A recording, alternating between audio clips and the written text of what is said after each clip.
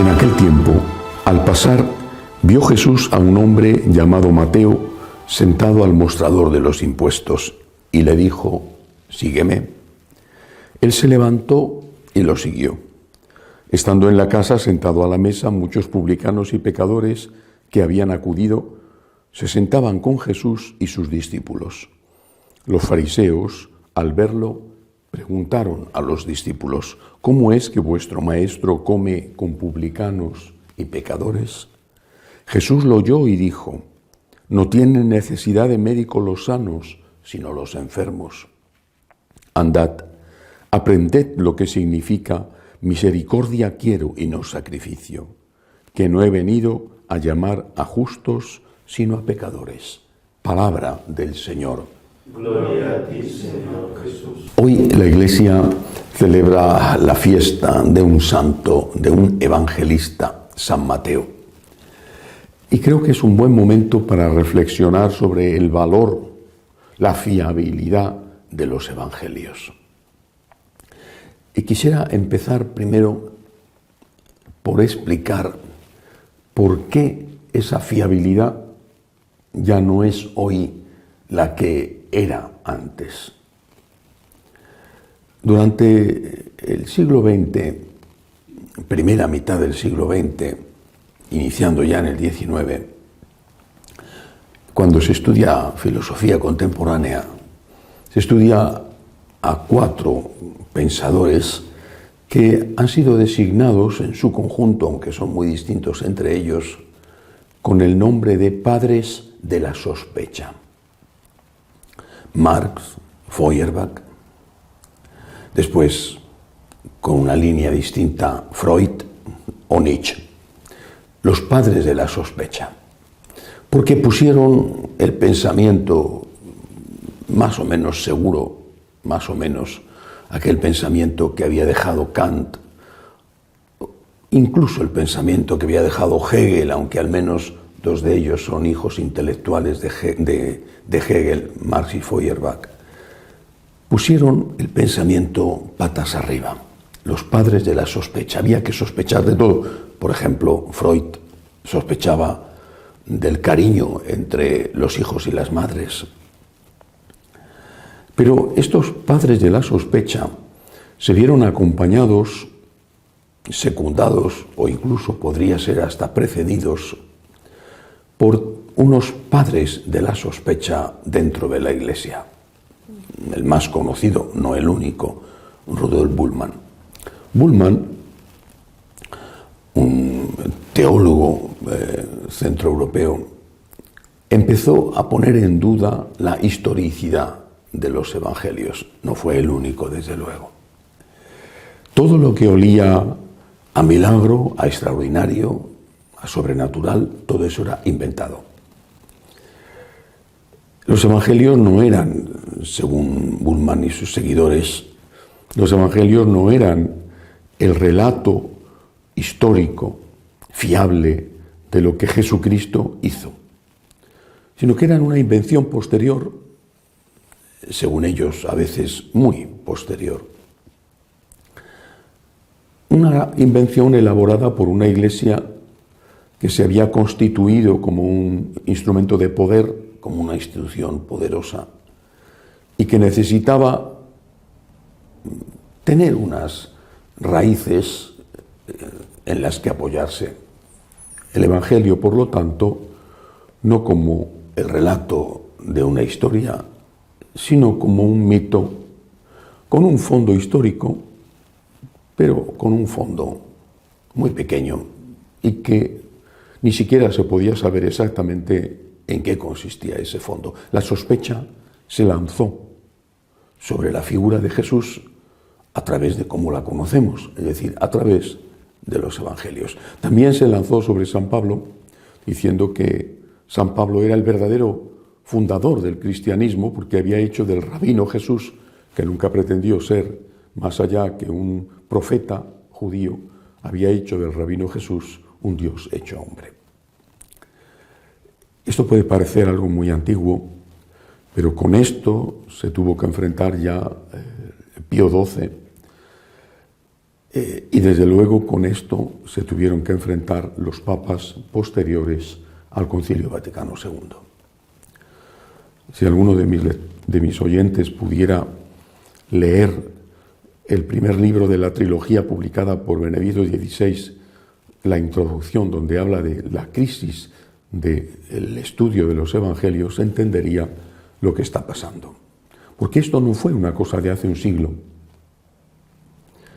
Especialmente después del Concilio Vaticano II, en los seminarios, es decir, la formación para los futuros sacerdotes, se empezó a enseñar todo desde la perspectiva de la sospecha. Todo lo que no es seguro debe de ser dejado de lado. Pero ¿qué es lo que no es seguro? Repito, las tesis de Bullmann eran que no es seguro nada que sea milagroso. Ningún milagro, ninguno. Todo es inventado. Pero el mayor de los milagros es la encarnación del Hijo de Dios. Eso también es inventado. La Virgen María tuvo a Jesús de una forma normal. Eso dicen ellos.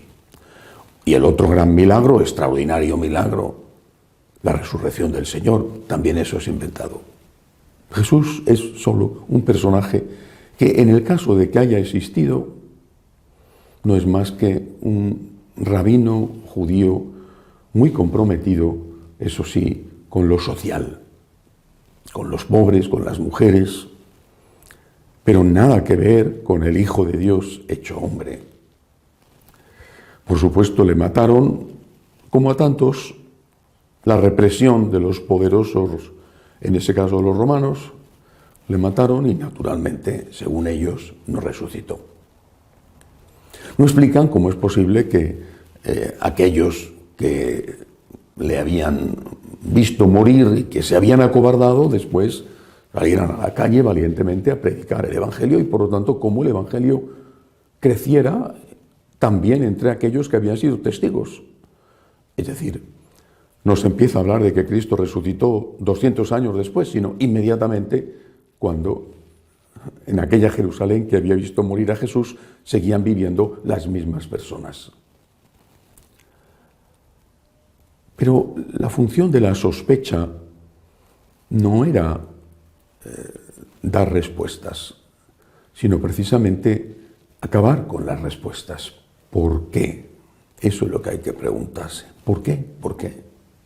Porque ya entonces, hace 100 años, y no hay que olvidar que era la época de entreguerras, la primera y la segunda, el auge del nacionalsocialismo, el auge del comunismo, ya entonces Jesús molestaba. Esta es la verdadera causa. Jesús molesta. Hay que acabar con la persona que molesta. Hay que acabar con todo lo que significa su mensaje, el del perdón, pero también el de la cruz. Hay que acabar con eso. Molesta. Y la mejor manera de acabar con su mensaje es acabar con el mensajero. Ya está. Muerto el mensajero, se muere el mensaje. El mensaje molesta. Matemos al mensajero. Es decir, pongamos una sombra de sospecha sobre la persona de Jesús, sobre su historicidad. Incluso hasta se llegó a decir que era un mito, que nunca había existido. Repito, después del concilio esto entró en los seminarios. Y la mayor parte de la formación bíblica que han recibido los sacerdotes, yo incluido, es una formación de sospecha. No digo de negación, no de negación de Cristo, pero sí de sospecha. ¿Estamos seguros? ¿Estamos seguros de que Cristo hizo lo que dicen que hizo? Recientemente leía un artículo de un joven, en ese momento teólogo alemán, que escribía después del Concilio Vaticano II, habiendo participado en él como asesor. Me refiero a Joseph Ratzinger. Ese artículo fue escrito en los años 70, muy reciente, la clausura del concilio. Y decía, en ese artículo se preguntaba si de verdad todavía existía alguien que creía que Cristo había resucitado. La clave de todo. San Pablo lo dice con toda claridad. Si Cristo no ha resucitado, vana es nuestra fe, vana es nuestra esperanza. Somos los más desdichados de los hombres, pero Cristo resucitó. Pues bien, Joseph Ratzinger, futuro cardenal Ratzinger y Papa Benedicto XVI, se pregunta en los años 70, a la vista de lo que se estaba enseñando en los seminarios, se pregunta si de verdad todavía alguien creía en la resurrección de Cristo. No se refería al pueblo, sino a los sacerdotes y a los teólogos. Yo creo que esto es lo que hoy estamos padeciendo, porque naturalmente los sacerdotes, con sus dudas de fe, sufriendo, padeciendo, y siendo ellos las primeras víctimas de estas dudas de fe, se convirtieron en transmisores de las dudas de fe. Ya no podían hablar con firmeza, con certeza, de algo que no creían, o al menos sobre lo cual dudaban. Entonces dejaron de hablar.